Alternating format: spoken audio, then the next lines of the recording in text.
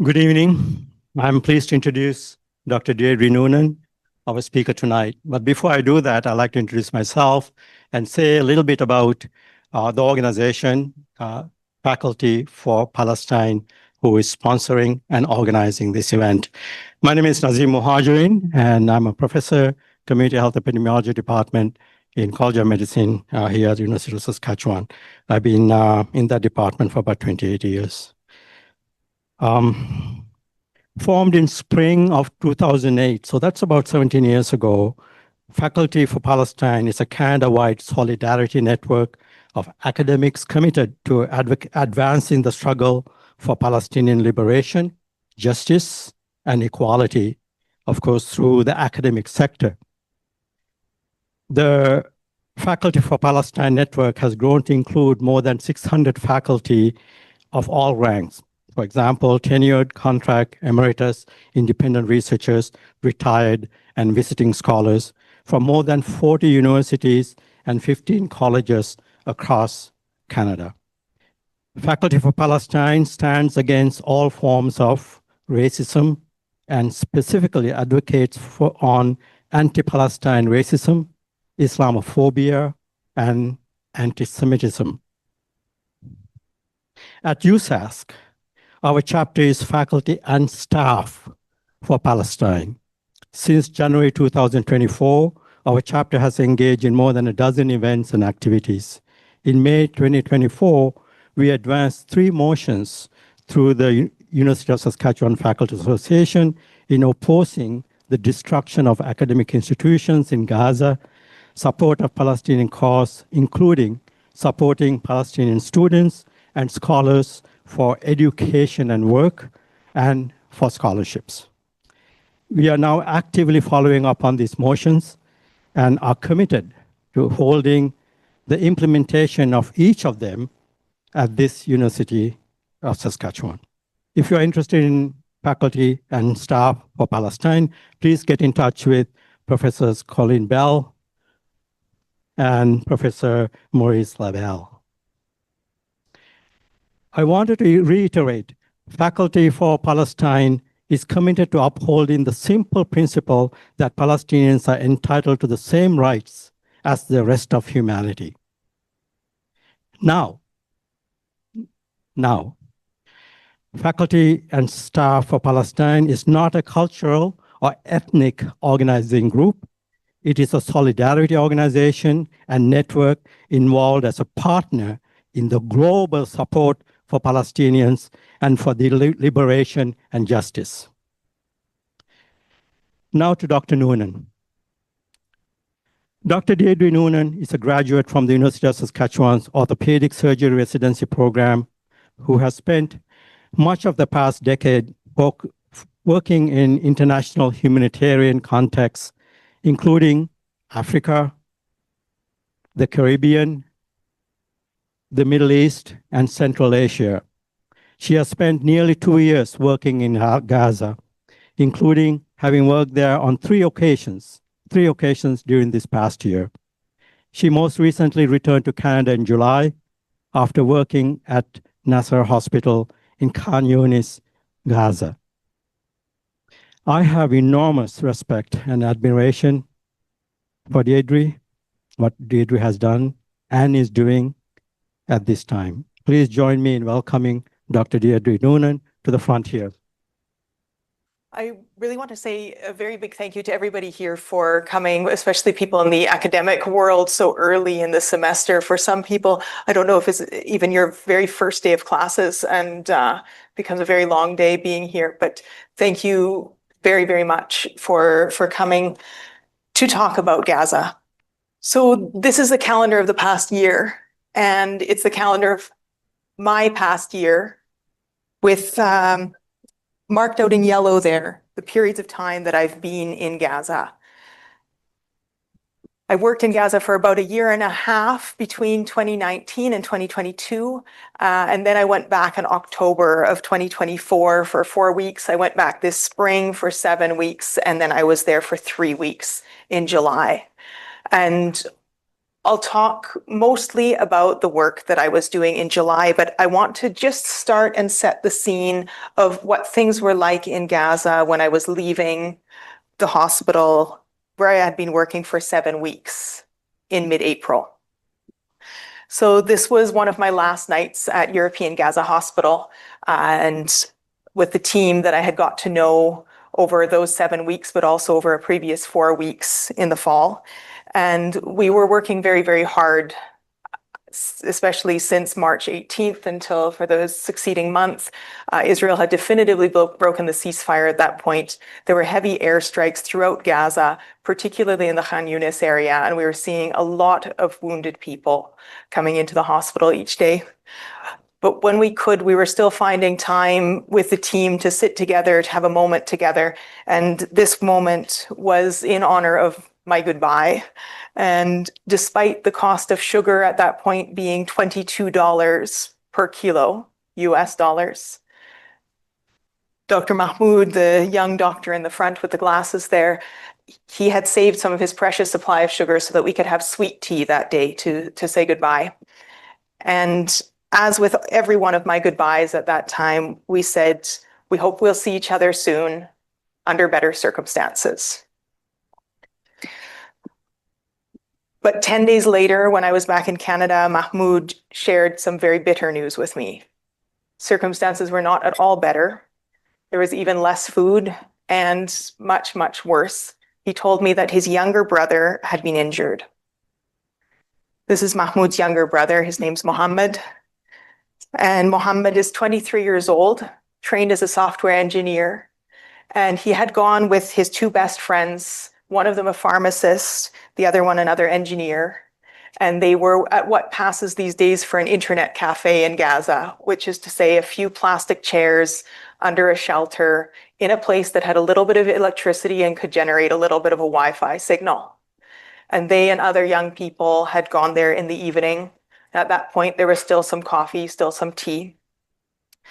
And then Mahmoud is not sure what happened to his brother. There was an attack on the cafe. And when I asked him what had happened, he said he didn't know if there had been an airstrike or a grenade or a tank or a drone.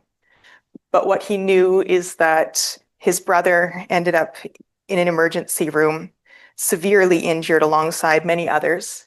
And both of his brother's best friends died at the scene of that attack. This scene in the emergency room was all too reminiscent of the scenes that I had seen, but also of the scenes that I would see when I went back to Gaza in July. And now when I look at this picture, it's almost a novelty to imagine an emergency room where you've got most patients on a stretcher, only one person that's on the floor, where you've got a bit of room to pass in between the patients still in that crowded room. So Mohammed ended up in the ICU and he was intubated, and we were very, very worried for his condition. And when I think of him now, I think how lucky, which is a terrible word to use, but how comparatively lucky he was that he was injured in April and not in July. Because in July, we frequently had patients dying in our emergency room because we had no ventilators to put them on. There's not a spare ventilator in the hospital. And so they would line up dying patients with head injuries along one side of the emergency room, and we would just be forced to wait until nature took its course. And we were unable as doctors to do what we're used to doing and to try to stop nature from doing what it does after somebody has been severely injured in their head. This is Mahmoud now with his brother Mohammed.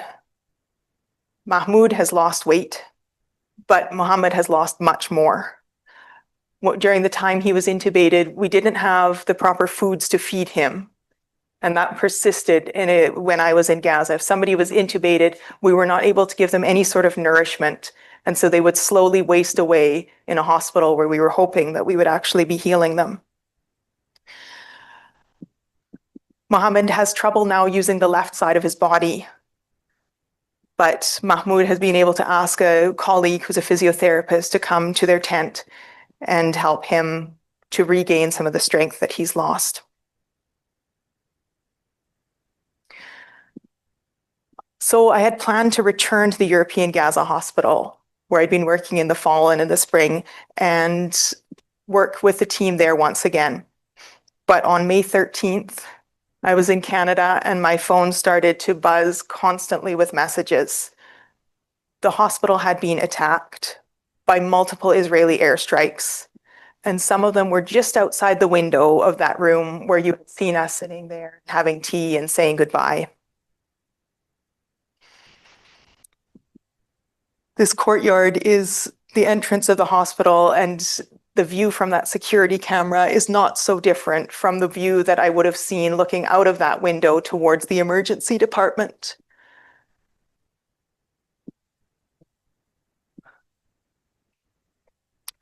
So of course, this was a functioning hospital full of people. Absolutely massive strike on EGH Hospital. This is right in front of the emergency room. People lying on the ground. Shrapnel everywhere. Devastation right in the forecourt of the hospital. Absolutely terrible. This is the corridor going down to the main theatres. I've got to find our anaesthetist and ICU. Absolute mayhem. It's a direct hit on the hospital. Corridor absolutely full of smoke. Just going up towards the accident emergency unit. Just standing outside the operation theatre, you can see the damage behind me. It's not even possible to take any cases to theatre. It is too dangerous. The theatres have been damaged and the staff, unsurprisingly, have left at the moment to try and seek some safety.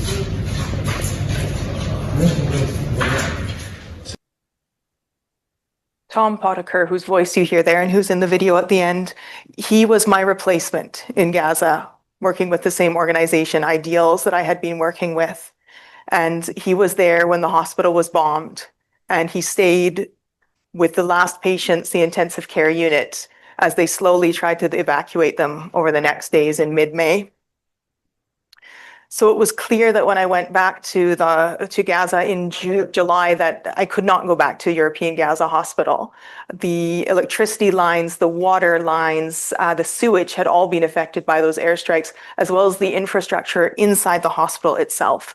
The operating rooms were unusable. The day after those airstrikes, the civil defense tried to bring in repair crews to try to get that hospital up and running again, because it is so essential in Gaza's decimated healthcare system. And the Israeli military struck one of the bulldozers that they had brought in to clear the rubble and try to make the hospital accessible again.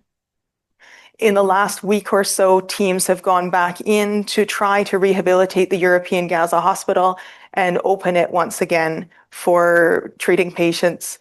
And although opening a hospital should always be hopeful, I feel that it's quite ominous when we look at the news about the attacks on Gaza City and the planned invasion of Gaza City farther to the north, that reopening a hospital in Khan Yunis in the south is a sign of the intention to go through with this massive displacement, yet again, of about 1 million people out of Gaza City. So I went back into Gaza in July in the only way that there exists to get back into Gaza right now. The Rafah border crossing with Egypt has been unusable since the Israeli military took it over and destroyed much of that infrastructure in the spring of 2024. And so what happens now is that aid workers gather in Amman after being approved by the World Health Organization. And then we wait for notification from the Israeli authorities, which comes the night before, sometimes quite late, to let us know whether we are on that bus or not. And the Israeli approval won't be granted until you've already gone to Amman, got ready, got your approval from the World Health Organization. And there are times when it is 50% of the team that's going on this bus that will not get their approval from the Israeli military. There doesn't seem to be much rhyme or reason as to who is allowed and who is not allowed. Sometimes people who are denied entry on one occasion will be granted entry on the next occasion. And we take a bus from Amman to Gaza. And that team, it's about 25 people twice a week. Which when you think that this is the group of humanitarians that are supposed to help a population of 2 million, it's almost nothing. And that bus, although you can see that where it passes, it enters into the West Bank, but you cross an Israeli border crossing. And at that border crossing, we have to comply with Israeli customs rules. So similar to if you came into Canada, you would have to declare what you were bringing into the Canadian government, and you would have to stick with the customs laws that we've got here. The same thing applies going into this border crossing, even though it's crossing into the West Bank, the Israeli rules apply. And when I entered, that meant only 3 kilograms of food and only $200 worth of materials. I had to feed myself for 3 weeks because there had been a complete siege on Gaza since the 2nd of March. And I also had to consider, can I bring any medical equipment? Can I bring any medications? Can I put anything in that suitcase to try to help the people that I am going to go and work alongside? And it is one of the most maddeningly difficult tasks that I've ever had to do in my life, is to try to pack this suitcase where you've got an idea that you've got one suitcase to save 2 million people. And I've put things in and take it out, and everything seems completely futile, because when you look at the scale of the problem and the ability of one person to change it, you feel like absolutely nothing. So I packed my suitcase and I took my food and I went to Gaza for 3 weeks. And the vast majority of the people that I was treating during those 3 weeks were people that were injured by explosive attacks on the tents that they were living in. This is not my photo, but it's a photo from online, a photo of what it looks like when you bomb tents. The people that are living in tents, it's most people in Gaza right now. People in Gaza are generally living in their tent, or they're living in what is left of their home, or they're trying to live in a hospital courtyard or a school that's being converted into a shelter. And who is bombing the tents? It's only Israel that has airplanes and weaponized drones and tanks and the other very heavy artillery that we see being used against people that are living in tents. Those people are people like Rima. Little Rima was in her family's tent when it was bombed, and she and her 3 little sisters were all badly injured. Her cousin had a head injury, and so did her mother, and her mother had an injury to her foot. Rima's father, whose name is Hamada, he was killed in that airstrike, and he was a journalist. You can see on these x-rays that Rima's body is just covered in these tiny little bits of shrapnel, these little pieces of metal that have punctured her skin and injured her. And these are 2 of her 3 sisters, all of them severely injured. When you look at shrapnel injury, even the smallest shrapnel wounds are painful and they are disfiguring. But all too often they're not small. This tiny little cube here, these can travel great distances deep into patients' flesh and cause an awful lot of destruction for something so small. And whenever I was removing them from people's bodies, I would have to try not to think about the intent that somewhere someone created little metal cubes and designed them to hurt people and then use them that way. Sometimes the shrapnel was much bigger, and sometimes it had a bit less obvious intent to it, but was even more harmful. So this is a sort of metal globule there in the middle, and that scalpel is about as long as a pen. On the right side, this is my colleague's hand. with this misshapen ball of metal that he's pulled out of a man's thigh, who was the husband of one of our clinic nurses in the spring. There was another ball that same size that was lodged in the middle of his spine, which had taken out a segment of his spinal cord about 4 centimeters long and left him paralyzed from the waist down.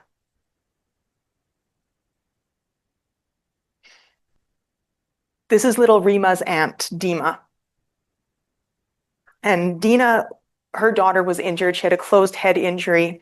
And these were some of the first people that I saw when I arrived in Gaza, because that attack on their tent had happened just days before I was due to enter the Gaza Strip. I have Dina on social media, and I saw her post an absolutely heartrending message of loss. And I wasn't sure at first if it was a brother or if it had been her husband. But ultimately, it's her brother, Hamada, and his children who are injured. And she was at their side and at her daughter's side nonstop for the first week that I was in Gaza. The only time she would leave them was if she had to go to the operating room herself to work. I asked her if I could tell her story to you today, and she said, please tell my story. Please tell them everything about me. In October and in the spring, she was usually one of my favorite people to say good morning to, because she would have this wonderful, bright smile. Despite everything that was happening in the world around us, she would give me an enormous hug every morning. And it made me happy to come to work, to know that I would see Dina every day.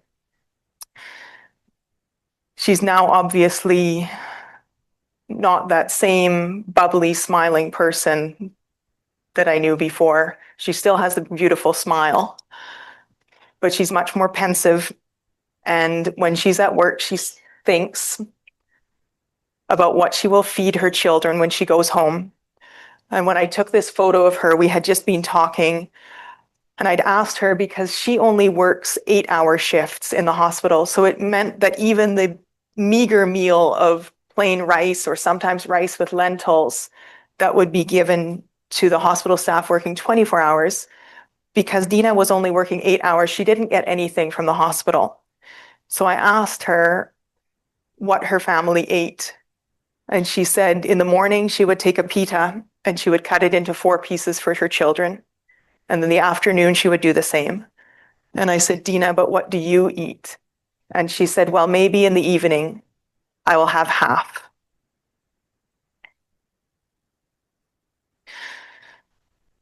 Dina's co-worker, Ahmed, did not survive the bombing on his tent. That was in July. I'd been working with him one day in the operating room, and he'd been telling jokes and working alongside the team. And the next day he'd gone to be with his family in Al-Mawasi, and his tent was hit, and he and his 3 sons were killed. His wife is also a healthcare worker, and she was at work at the time. So she is the sole survivor, she and the baby that she's carrying, which would have been their 4th child. And when I look at Ahmed's photo, I don't know when the left photo was taken. It was one of the photos that Nasser Hospital put online when they announced that Ahmed had been killed. But Ahmed, as I knew him, was as he looks on the right there. And he's lost an enormous amount of weight. He's almost unrecognizable from one picture to the other. And that was true for so many people that I saw who had lost so much weight.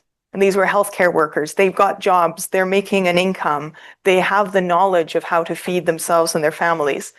But there just was nothing for them to eat and nothing for them to buy. And I realized as I was writing this presentation that I don't know if Dina was at home with her family when the tent was bombed or if she was at work. But what I do know is that Dina was at work on Monday, last Monday, the 25th, when Nasser Hospital was hit in a triple strike attack. She has survived and she is physically unharmed, but she wrote about what it was like to have been in a place that should have been a sanctuary, should have been a place of safety and of healing, and to have it become a place of slaughter.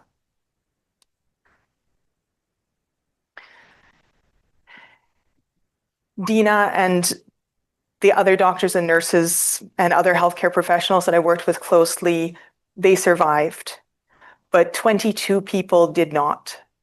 22 people were killed in the hospital that day, and another 50 were injured.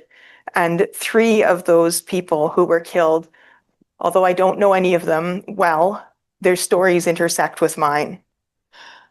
There's Mohammed Al-Habibi, who was a 5th-year medical student, 25 years old. Mariam Abu Daka, who was an independent photojournalist and used to take photos sometimes for Doctors Without Borders, which is the organization that I had previously worked with for years in Gaza.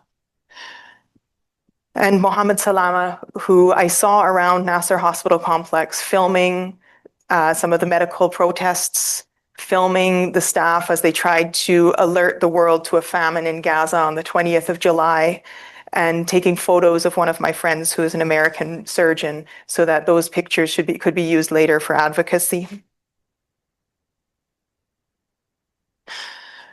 This is what Nasser looked like on the day that I arrived on the 3rd of July.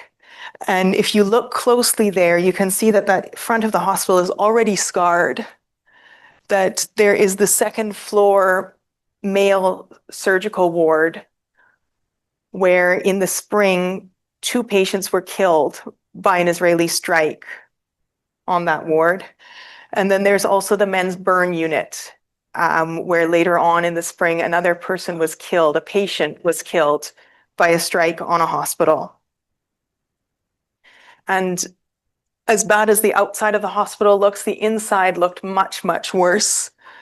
This is in the immediate aftermath of one of those strikes. I did not take that photo, but I did take this one, which is the same area now cleaned up. But you can see that that can't be used as a hospital. That's not a functional space.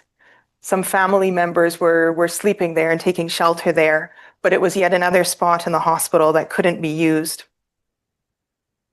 And here we are on Monday with this new scar on the face of the hospital, again, looking much less on the outside than it looks on the inside.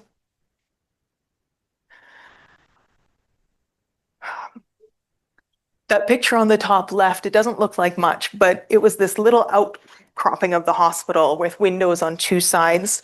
And it had the distinction of being one of the places in the hospital where you could get the best cell phone signal. And also had some windows. And so people who had a cigarette or a vape might go there on their break to smoke. And people would go there to call their families. Medical students would go there to connect to online lectures. And that's what they were doing on Monday. One of the medical students that I got to know quite well, Nermeen, told me she was just standing just to the left of where that photo was taken, and she was thrown backwards by the force of the explosion, and thankfully physically unharmed.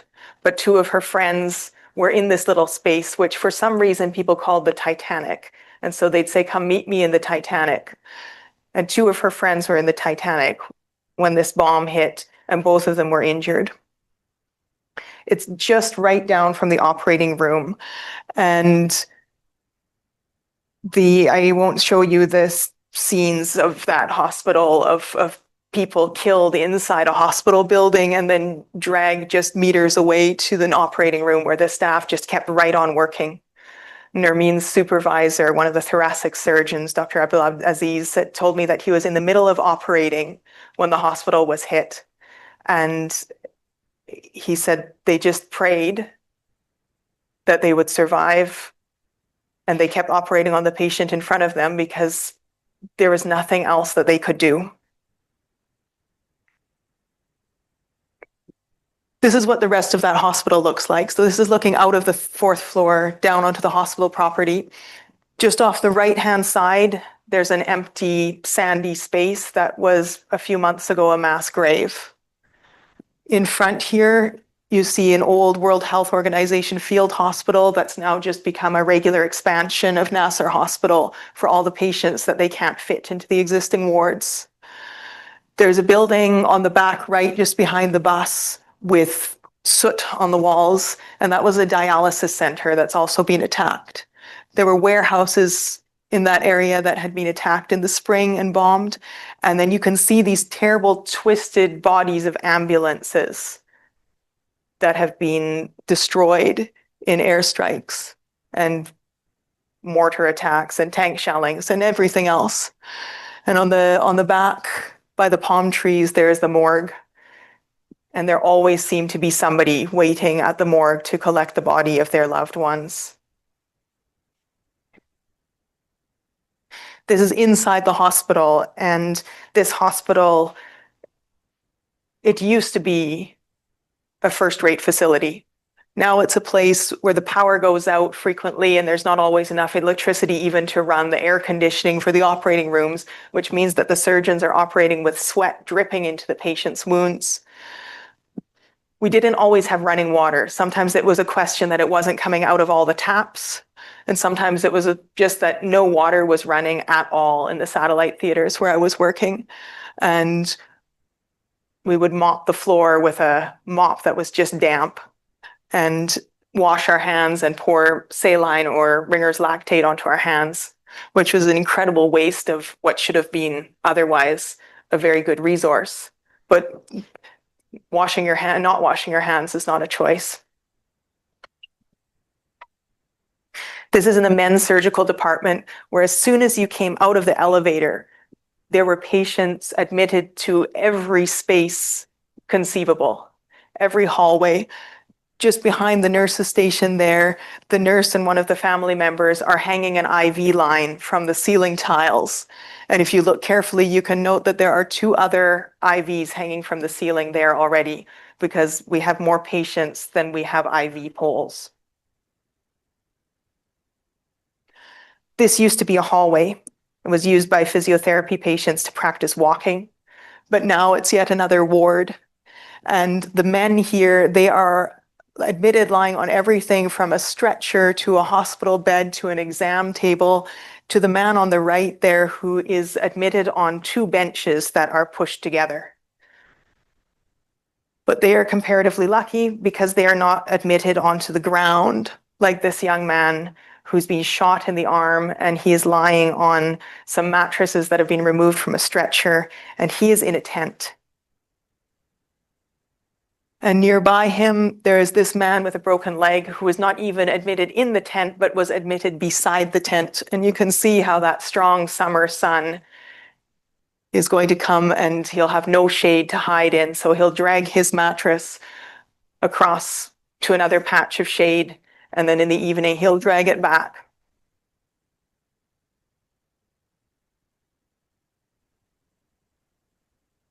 This video is from a colleague of mine just 2 weeks after I left Gaza. When I was there, we had started using the additional tents for expansion. These are not the tents that you saw in that initial photo, which are real medical tents, but these are just shelters that have been put up. And when I was there, we were using 2 tents. But when Dr. Jamal sent this video, he told me that they were up to 7 tents. The reason that they have all of these patients admitted is because of the mass casualties that happen every day. Recently, there was a day where 800 new patients were admitted from the emergency. They came through the emergency room. Not all of them were admitted, but they were all seen by the doctors in the emergency room. And many of those patients are coming from the food distribution sites, which are run by the Gaza Humanitarian Foundation, and where people tell me you run the risk not of picking up food, but of getting shot. This is Ahmed. He's one of the most senior nurses from European Gaza Hospital.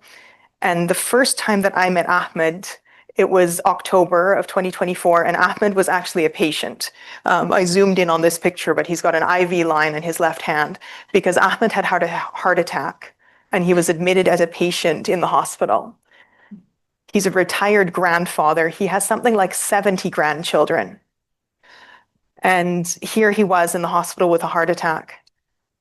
But I met him again in the spring because he had come back to the hospital to work as a nurse. And he came back as a volunteer. He was not being paid, but he not wanted to help. And like so many Palestinian people, he did what he could. And that for him meant coming to work in the operating room and working a full day each day, side by side with his much younger colleagues. His family was displaced again after the bombing of European Gaza Hospital, and he came to Nasser Hospital and he kept on volunteering. And so I saw him in July when I arrived at the hospital.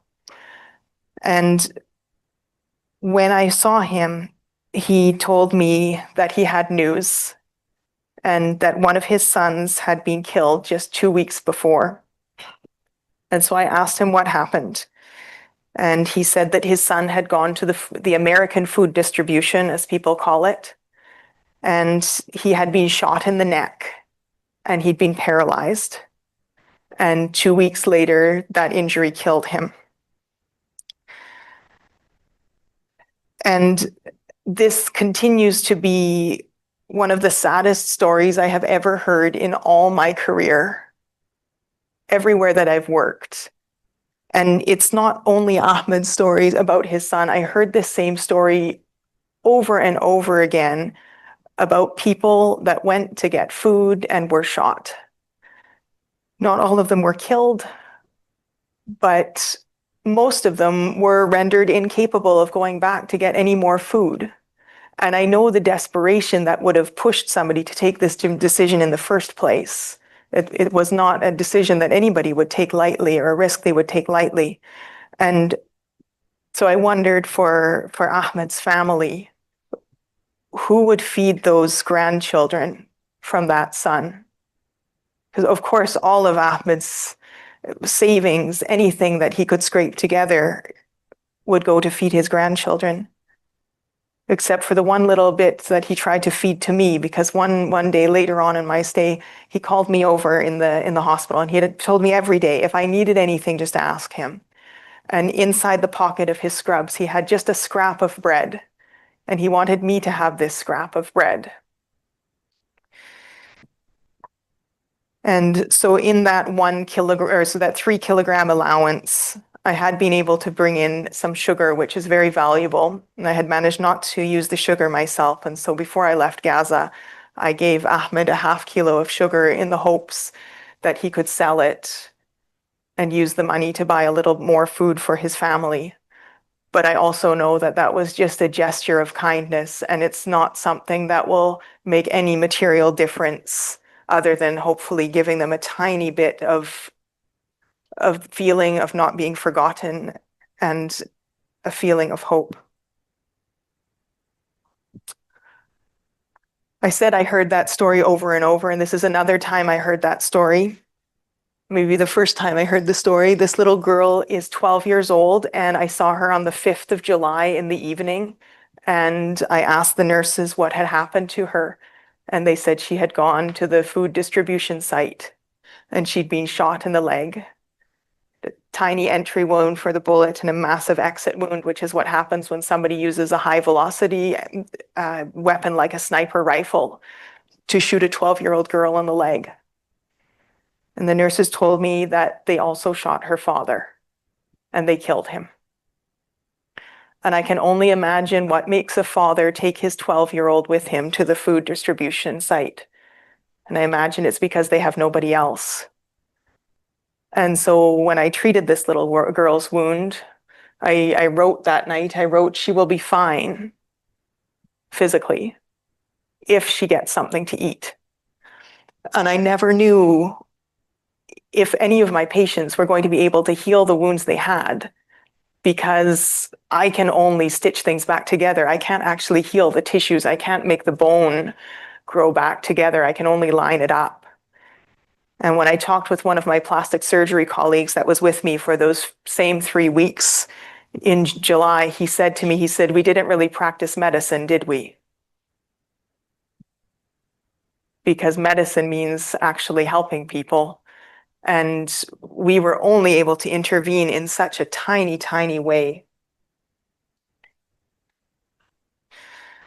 And although I say that these are gunshot wounds and that people have enormous wounds, but I don't know that we always realize here in Canada that a gunshot wound can make for an amputation if it destroys enough of your limb, if it goes through the blood vessel, and if the vascular surgeons aren't able to repair it. And so there were days when I felt like all I was doing was cutting off the limbs that we had tried to save a couple of days before.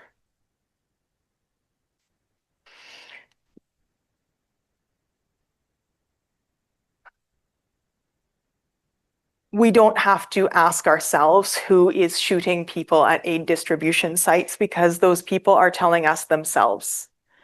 There have been Israeli military whistleblowers.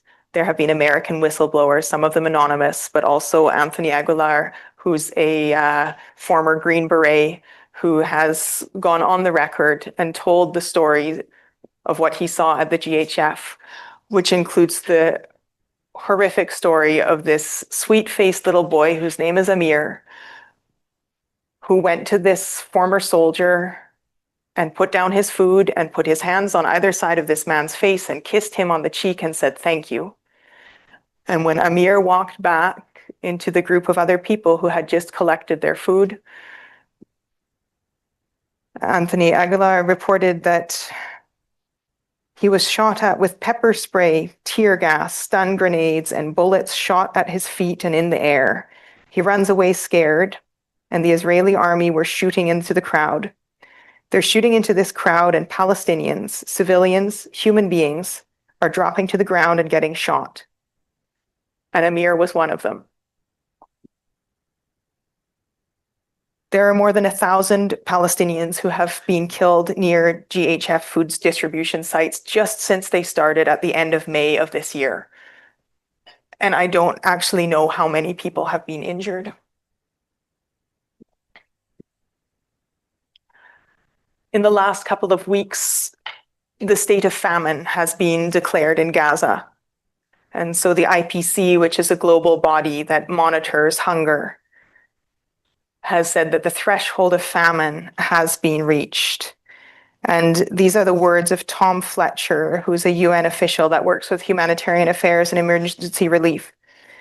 And Tom Fletcher says, "It is a famine in 2025, a 21st century famine watched over by drones and the most advanced military technology in history. It's a famine that is openly promoted by some Israeli leaders as a weapon of war. And it is a famine on all our watch. Everyone owns this. The Gaza famine is the world's famine. It's a famine that asks, but what did you do? It's a famine that will and must haunt us all. It is a predictable and it is a preventable famine. It's a famine that is caused by cruelty, justified by revenge, enabled by indifference, and sustained by complicity." Now we're looking at the invasion of Gaza City by Israeli forces. So the Gaza City that I knew in 2022 when I took the photo on the left, that Gaza City is gone. But there is still a Gaza City that remains, where people still live in tents or in schools or in the remains of buildings. And they have stayed.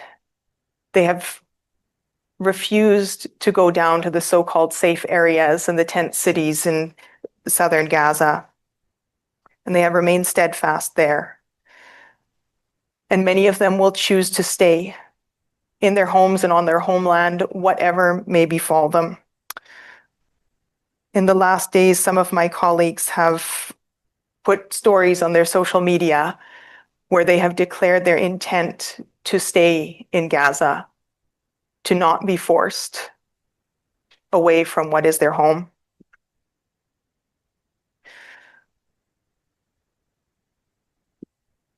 In the last 20 years, almost every single person killed by conflict in Israel and Palestine has been a Palestinian who was killed by Israelis.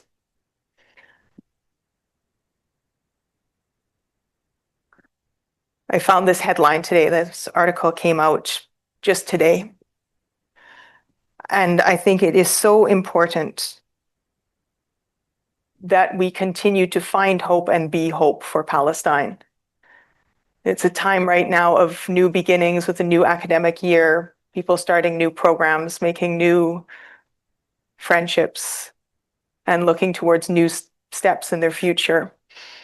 And Gaza can look incredibly hopeless from outside, but I promise you that inside Gaza, there is still hope.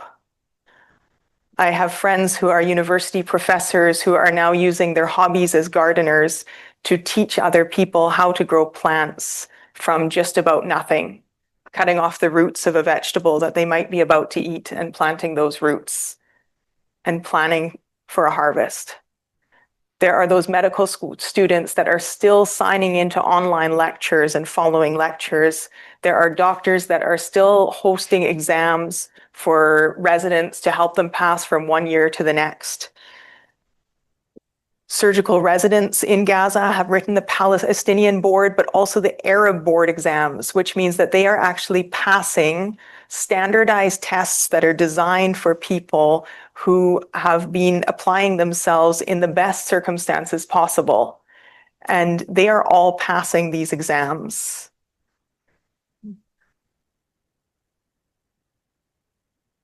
One of the things that I read recently was a young woman whose name is Noor, and she's a communication specialist who's working for Doctors Without Borders in Gaza. And she says she wishes that the world would just leave Palestinians be. She says, we can do it. We can take care of ourselves. If people would just stop trying to prevent us from doing this, from doing just that, from living. So my hope here today is not to incapacitate you with telling you what I saw in Gaza, but to try to inspire you that those Palestinian colleagues that I showed you, they still show up to work every day. They still teach their children what they can in their tents, and they keep on planning for a future. And as long as they keep on planning for a future, I will stand by and plan for that future with them.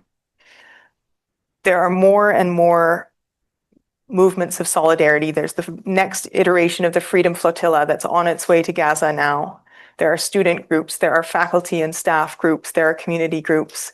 And together, we can use our power as a population to push our government politically and economically to stop Canada's complicity in this genocide and to help bring about a future for Palestine where Palestinian people can have self-determination and can have the kinds of freedoms and safety that they deserve.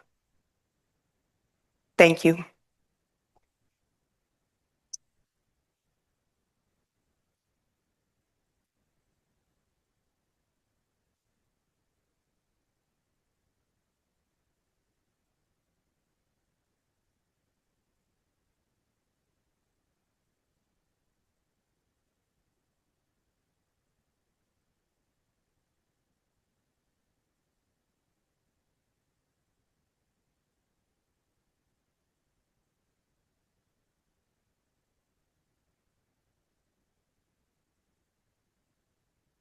Thanks, Dr. Nunan.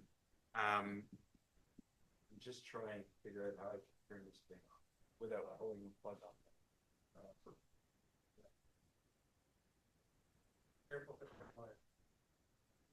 Thanks, Sheridan. My apologies. My name is Maurice LaBelle. I'm a member of faculty and staff for Palestine here at University of Saskatchewan. And I'll be moderating a Q&A. I want to again thank you, Deirdre. Sorry. And thank everyone for being.